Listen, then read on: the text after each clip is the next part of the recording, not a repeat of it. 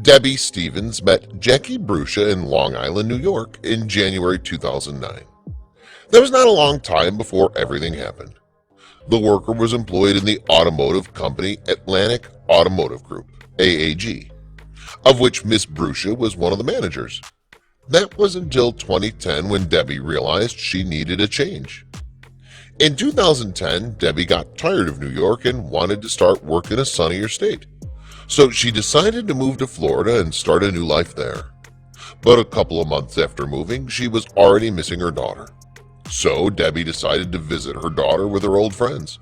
But that was when everything started to change. While she was back in Long Island, Debbie went to visit her former colleagues and spoke with Jackie Bruscia, her former boss, who told Debbie of her serious health problems and her need for a kidney transplant, as Jackie told her. Debbie was generous, so she had an idea.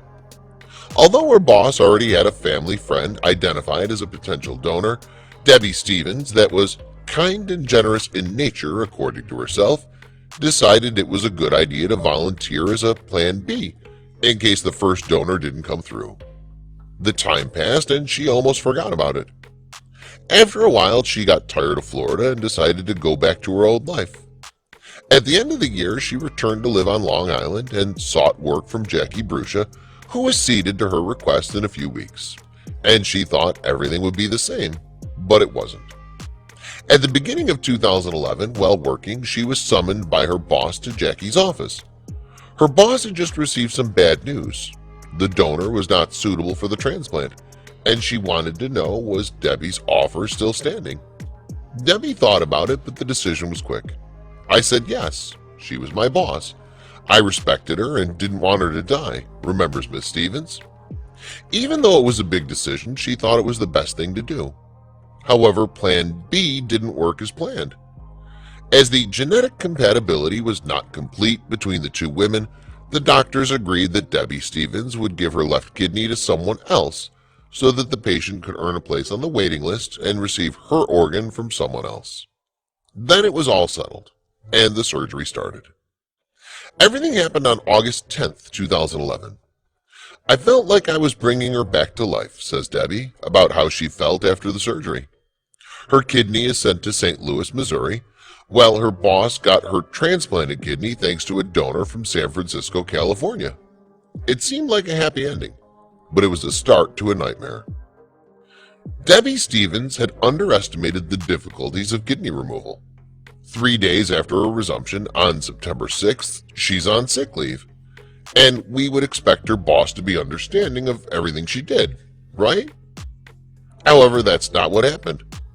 Surprisingly, Jackie Bruscia, still recovering at home, called her to reprimand her behavior. She told me that I could not come and go as I pleased. People would think that I was receiving preferential treatment. And it gets worse. Once back at work, Jackie Bruscia would have overwhelmed her employee in front of everyone with questionable reproaches. Shortly after, Debbie Stevens gave up on overtime pay. She was then transferred 80 kilometers to a sensitive district nicknamed Siberia by her colleagues. That really messed with her mind. She begins to develop symptoms of anxiety, so she decided to consult a psychiatrist. It was after that she was fired by her boss, the same person that she offered to help when she had health problems. So did she regret donating the kidney? She nevertheless said that she did not regret her sacrifice, since she saved the life of a man in Missouri. But she felt bad about everything. I feel betrayed.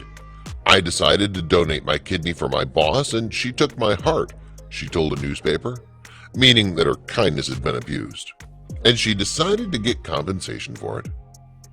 Leonard Leeds, one of the lawyers she hired, told the Post that Debbie decided to sue AAG for discrimination, and that she aimed for millions of dollars in compensation, but ended up with the woman of the Atlantic Automotive Group settling things outside of court. After all this trouble, we hope everything worked out fine for Debbie. But what do you think about it? Do you think she was right to sue after everything? And did her boss abuse her generosity, asking for a kidney transplant and firing her afterwards?